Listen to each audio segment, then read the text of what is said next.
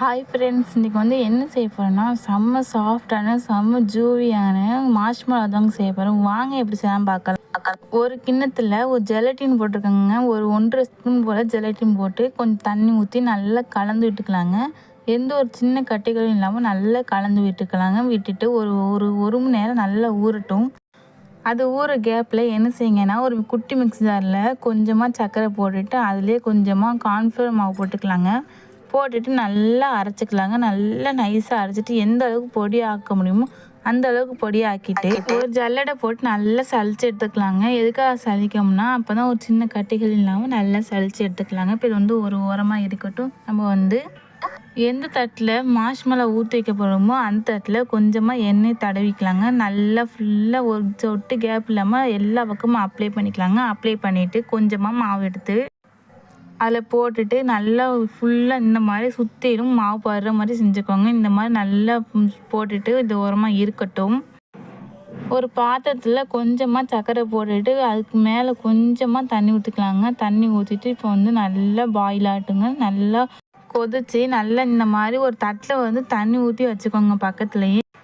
அப்போ தான் நமக்கு வந்து அந்த சர்க்கரையோட அளவு வந்து செக் பண்ண முடியும். பாருங்கள், இப்போ நம்ம ஊற்றினதோட என்ன ஆகுதுன்னா லைட்டாக தான் வருது. இப்போ இன்னும் கொஞ்சம் கொதிக்கட்டும்.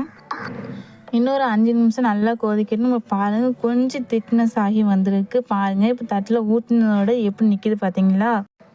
இந்த மாதிரி கையில் எடுக்க வரணுங்க. எடுக்க வந்துட்டு நம்மளோட சூப்பரான பாகு வந்து ரெடி ஆகிட்டு இப்போ வந்து அடுத்தது என்ன செய்யுங்கன்னா, ஒரு பாத்திரத்தில் நம்ம போட்டு வச்சுருந்த ஜெலட்டின் அதில் வந்து மிக்ஸ் பண்ணிக்கோங்க. இந்த மாதிரி அடிச்சுக்கோங்க. அடிக்கும் போது என்ன செய்யுங்கன்னா, நம்ம கரைச்சி வச்சுருந்த பாகை வந்து ஊற்றிக்கலாங்க. இந்த மாதிரி பீட் பண்ணிகிட்டு இருக்கும்போதே அந்த பாகை வந்து ஊற்றிக்கிட்டே இருக்கலாங்க. ஊற்றி முடிச்சதுக்கப்புறம் என்ன செய்யுங்கன்னா, கொஞ்சமாக வெனிலா எசன்ஸ் ஊற்றிக்கலாங்க. ஊற்றிட்டு நல்லா பீட் பண்ணிக்கோங்க.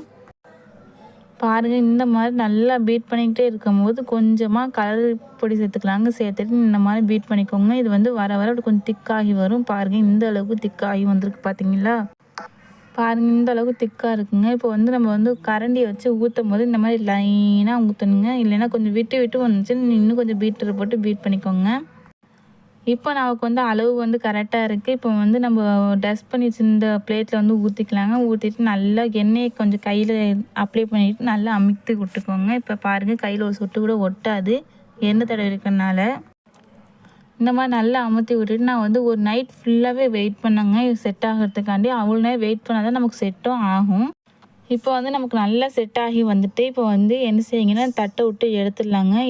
எடுக்கும் போது எண்ணெய் தடவிக்கலாங்க. எண்ணெய் தடவிட்டு என்ன செய்யுங்கன்னா, இன்னொரு பாத்திரத்தில் அதில் கொஞ்சமாக மாவு சிந்து சளிச்சு விட்டுக்கலாங்க. நம்ம வந்து நேற்று அரைச்சோம்ல அதை வந்து நல்லா டஸ்ட் பண்ணிவிட்டு அதுக்கப்புறம் இதை வந்து அதில் எடுத்து வந்து வையுங்க. அப்போ தான் வந்து தட்டோட தட்டு ஒட்டாமல் சூப்பராக கிடைக்கும். பாருங்கள், எவ்வளோ சூப்பராக சாஃப்டாக நல்லா செட் ஆகி வந்திருக்கு பார்த்தீங்களா? இதை வந்து வெட்டும் போதும் கத்தியில் வந்து கொஞ்சமாக எண்ணெய் தடவிக்கோங்க. அப்போ தான் அந்த வந்து மாவில் வந்து ஒட்டாமல் இருக்கும்.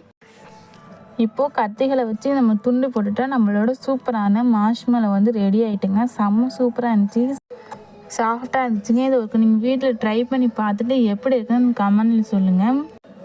பாருங்கள், எவ்வளோ சாஃப்டாக இருக்குன்னு. இந்த வீடியோ உங்களுக்கு பிடிச்சிருந்துச்சின்னா லைக் பண்ணி, ஷேர் பண்ணி, கமெண்ட் பண்ணி, மறக்காமல் சப்ஸ்கிரைப் பண்ணி